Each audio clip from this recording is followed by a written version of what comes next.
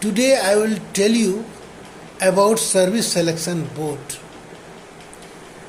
These boards are situated in the different places of India. First is in Allahabad, second is in Bhopal, and third is in Bangalore. The different service selections board have got the similar way to select the candidate for Army, Navy and Air Force.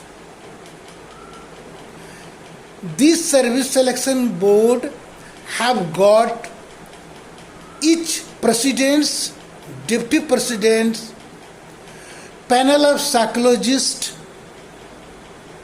and the GTOs. The tests are being conducted to filter the suitable candidate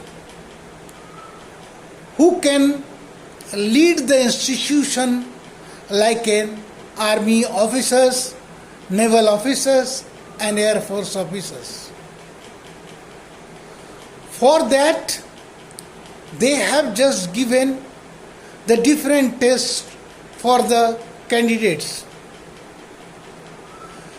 Presidents and deputy president, they will take the interviews of the candidate. Psychologist will take the psychological test of the candidates. GTO will assess the candidate in the ground. They will assess the quality of leadership among the candidates and they will see they are having to lead the institutions or not.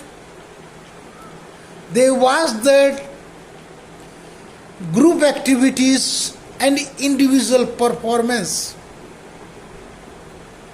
Now I will tell you about the psychological test. This is the first test which is being conducted when we arrive in the service selections board. Mainly our stay in the service selections board will be 4 days. First day, the candidate will fill up the biodata and after filling the biodata, they will allotted the chest numbers. And they will divided in the groups also. A group will consist of 8 candidates only. Now the psychological test will be conducted in a closed room. That before taking psychological test, there will be a intelligence test.